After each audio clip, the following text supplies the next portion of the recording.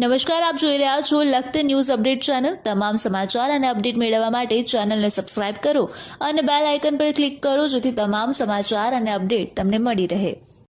લખતર ગામ મધ્યે માઢમેડી નીચે આવેલ ઋષભદેવ દેરાસર પ્રાચીન જૈન તીર્થની અંદર શંખેશ્વરથી પાલીતાણા પદયાત્રા જતા સંઘના સદસ્યો દર્શન કરવા આવ્યા। મોટી સંખ્યામાં દર્શનાર્થીઓએ લાભ લઈ અને તેઓ ધન્યતા અનુભવી।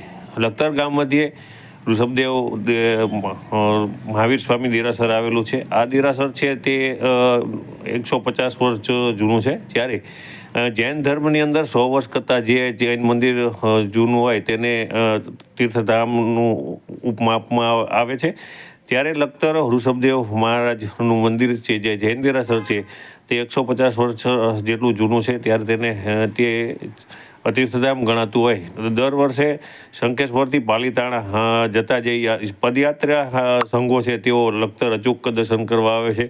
ભગવાન ઋષભદેવને શીશ નમાવી તેઓ ધન્યતા અનુભવે છે। ત્યારે આજે શંખેશ્વરથી પાલીતાણા જતો જે આશરે 700 પદયાત્રીઓ સહિતનો જે સંઘ છે તે લખતર ગામે પહોંચ્યો હતો અને તેમના જે સદસ્યો હતા, એટલે કે જે જૈનેતરો હતા, જૈન ધર્મીઓ હતા, તેઓએ મોટી સંખ્યાની અંદર ઋષભદેવ મહારાજના દર્શન કર્યા હતા અને તેઓ ધન્યતા અનુભવી ત્યાંથી તેઓ દર્શન કરી તુરંત દિયોડિયા તરફ રવાના થયા હતા।